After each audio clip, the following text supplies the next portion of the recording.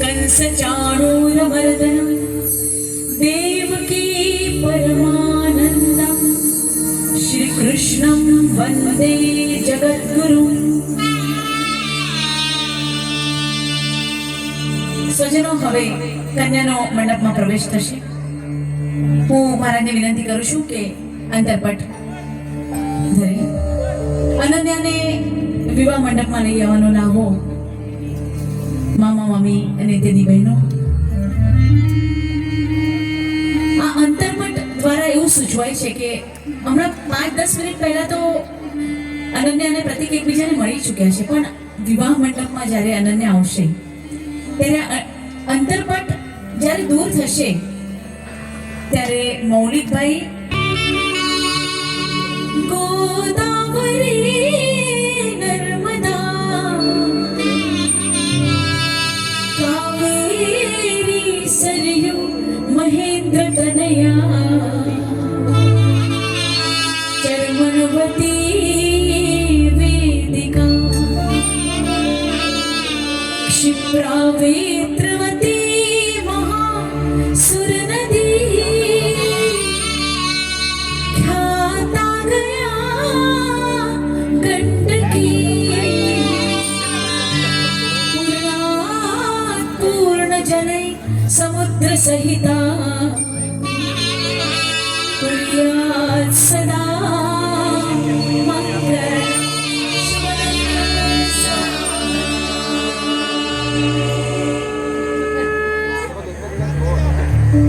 हाँ, शुरू करिए आपका.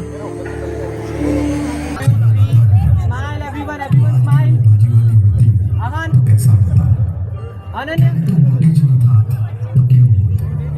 था पीछे मस्त लाइट चालू किया.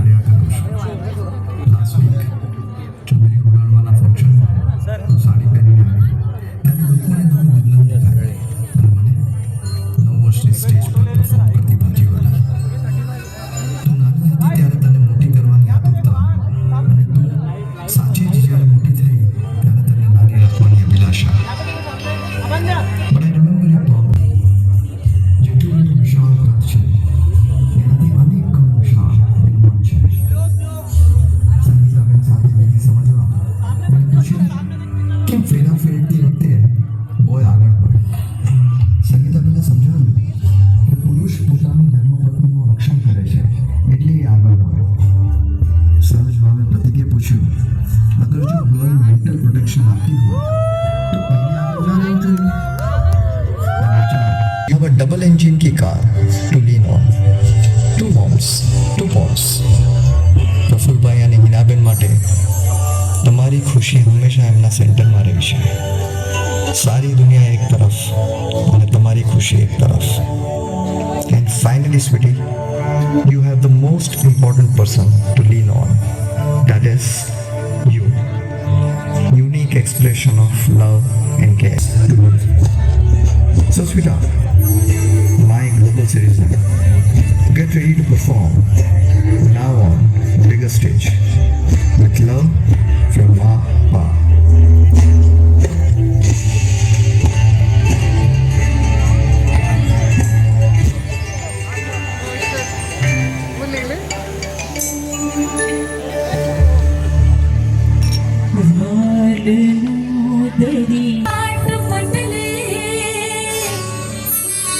वक्षस्थले कौस्तुभं नासाग्रे वरमौक्तिकं करतले वेणुकरे कङ्कणं सर्वाङ्गे हरिचन्दनं सुललितं कण्ठे च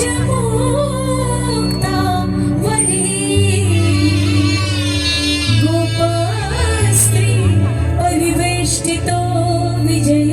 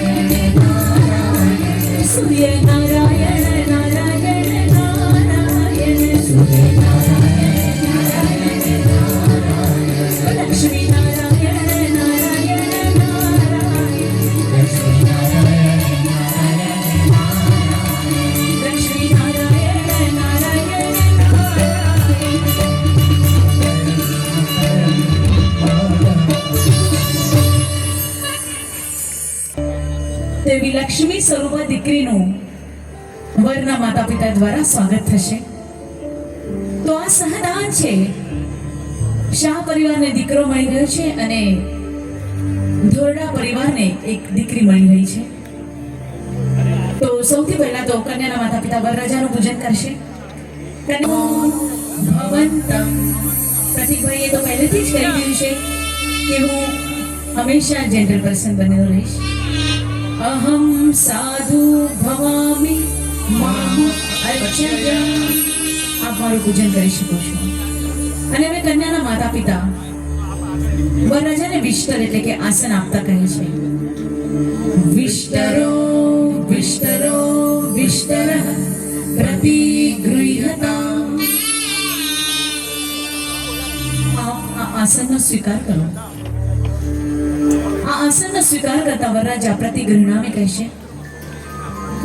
પ્રતિકભાઈએ તો પહેલેથી અનન્યા અને તેના પ્રથમોદકમ પાદાર્થમોદકમ પ્રતિગૃહ્યતા. આપ ધોવાનું પાણી સ્વીકાર કરો. પ્રતિકભાઈ, આપ વિષ્ણુ સ્વરૂપ છો. આપ અમારી લક્ષ્મીને લેવા આવ્યા છો અને હવે લક્ષ્મીનું સ્વાગત કરીએ. સર્વ તીર્થાની કન્યાયા દક્ષિણે પદે. પૃથ્વી અને સાગરમાં જેટલા તીર્થો છે એ સર્વ તીર્થો દીકરીના અને મહાલક્ષ્મીના પગના અંગૂઠામાં સમાયેલા છે. સ્વજનો, હવે વર અને કન્યાના માતા પિતા વર કન્યાને અર્ઘ્ય પાત્ર આપશે. પ્રતિક અને અનન્યા એ અર્ઘ્ય પાત્રને સાથે પકડીને સૂર્ય ભગવાનને અર્ઘ્ય ચડાવશે. આ સૂર્ય ભગવાન પાસે તેજ માંગવાનો વખત છે. કદાચ આપણે આજે કંઈક અજુગતું લાગતું હશે કે ભાઈ વર પૂજન તો કન્યાના માતા પિતા જ કરે, પણ આજે પ્રતિક અને અનન્યા એક નવી રીત, નવો ચીલો રચી રહ્યા છે. અને આ ચીલો કદાચ આવનારી જેનઝીને ખૂબ જ પસંદ આવશે કે સ્ત્રી અને પુરુષ, પતિ અને પત્ની ઓલવેઝ એક જ સ્થાન પર છે. પતિ વિના પત્ની અધૂરી છે, પત્ની વિના પતિ અધૂરો છે. તો અર્ઘ્ય પાત્ર આપે છે અને અર્ઘ પ્રતિગૃહ્યતા.